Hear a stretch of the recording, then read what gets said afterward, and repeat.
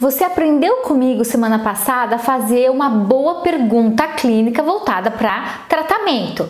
Só que você está enlouquecendo porque o que eu te ensinei não se encaixa em outras questões clínicas que estão na sua cabecinha. Só que nesse vídeo eu vou te socorrer e te ensinar que além do pico existe o peco. Vem comigo!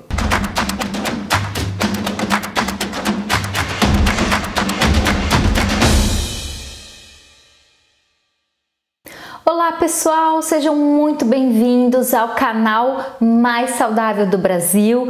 Agora a gente está com a vertente da cor dos vídeos de cor roxa. Se vocês olharem aqui embaixo na nossa playlist, a gente começou com vídeos, a capa que é roxa é voltado para vocês, médicos e profissionais da área da saúde, com o intuito de treiná-los em saúde baseada em evidências, que é a nossa super expertise, e a gente quer aqui aprimorar todas as ferramentas que vocês têm e dar novas ferramentas para vocês, tá?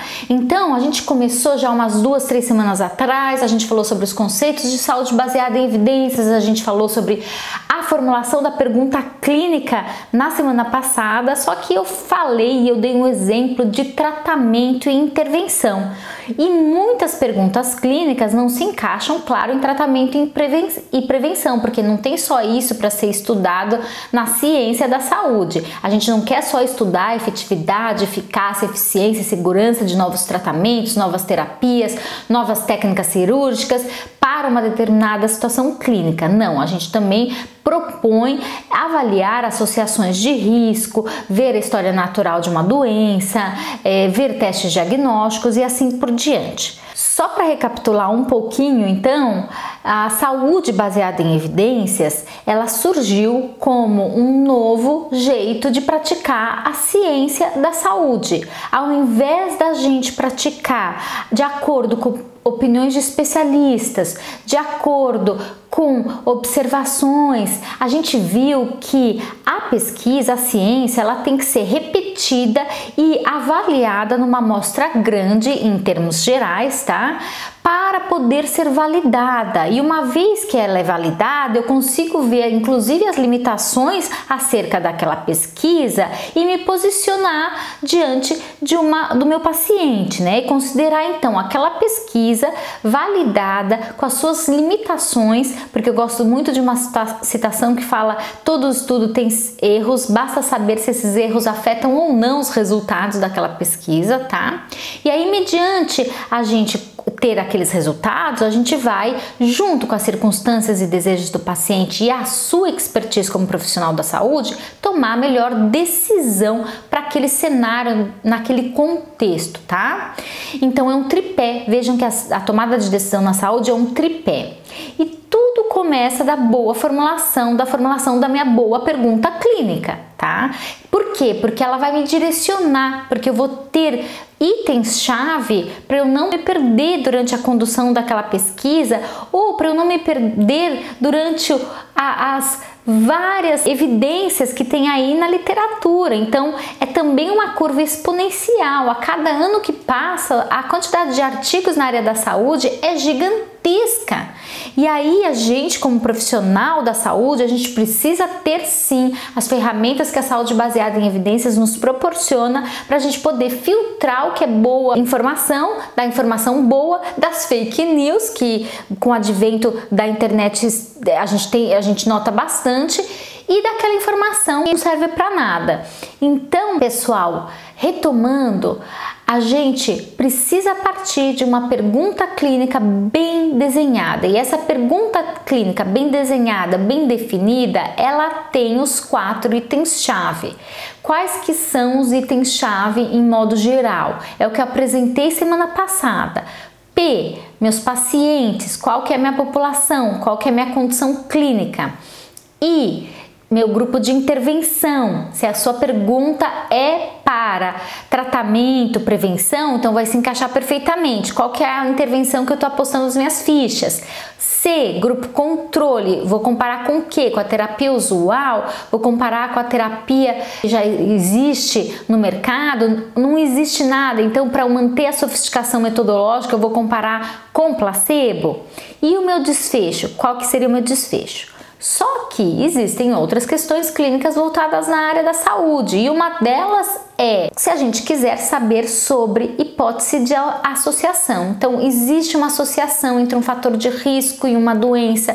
Qual que é a história natural daquela doença? E para isso, a gente vai manter o mesmo modelo, só que basta modificar um desses itens-chave. Por exemplo, vamos supor que eu queira estudar o estresse ambiental e estresse psicológico naquelas mulheres que estão grávidas e saber se esse estresse desempenha um papel fundamental para o aumento de parto prematuro ou para o aumento de baixo peso ao nascer. Tá?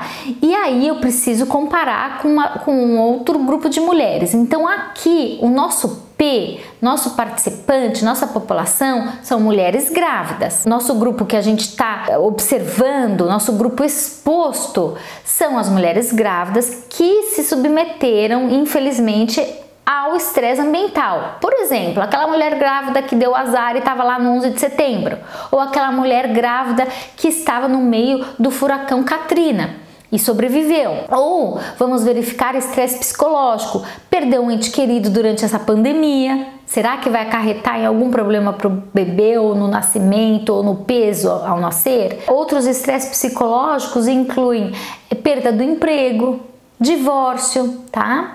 Então aqui, vamos supor que a gente tenha toda essa informação na nossa cabeça. Como que eu vou colocar, estruturar ela numa boa pergunta clínica? Então vejam aí na tela.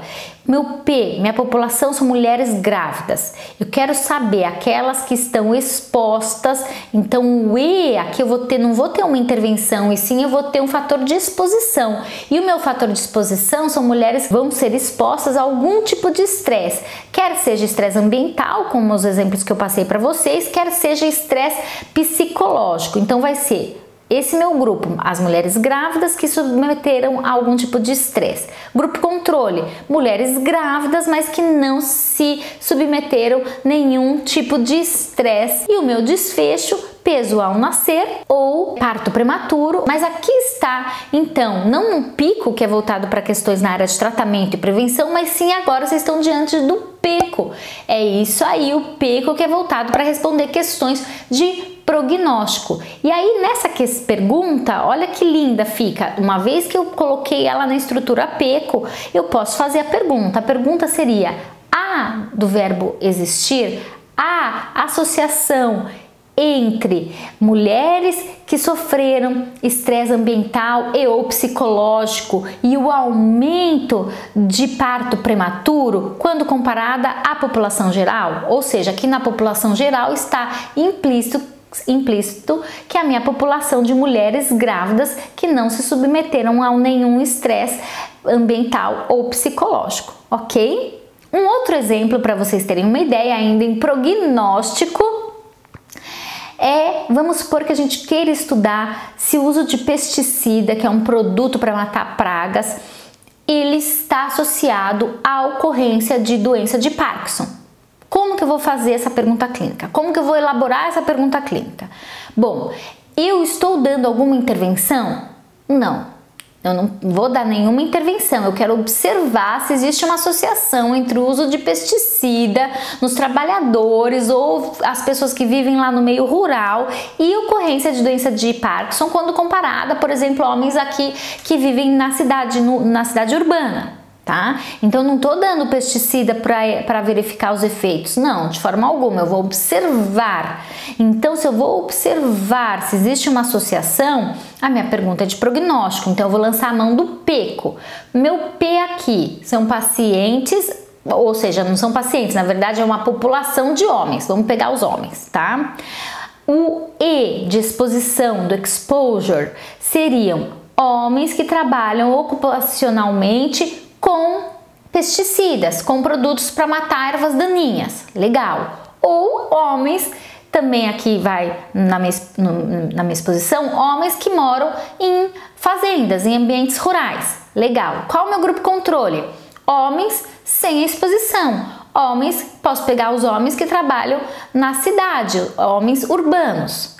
E o meu O, será que eu tenho maior ocorrência de doença de Parkinson naqueles homens expostos ao pesticida? Então, meu O, doença de Parkinson, ok? Perfeito, uma vez que eu sei que eu coloquei nos moldes da minha pergunta PICO, eu sei facilmente formular essa pergunta clínica. E essa pergunta clínica fica lindamente o seguinte: a associação entre o uso de pesticida e aumento de ocorrência de doença de Parkinson em homens ocupacionalmente expostos ao pesticida ou que vivem nas proximidades do uso do pesticida, ok? Bom, pessoal, então esse foi mais um vídeo aqui do 9 Minutos na vertente da tarde sistemática para os profissionais da área da saúde. Fiquem conosco, deem like, compartilhem aí com seus colegas para todo mundo ter ferramentas aí de saúde baseada em evidências. E um beijo grande para todos vocês, meus alunos maravilhosos, meus profissionais da saúde. E até o próximo vídeo.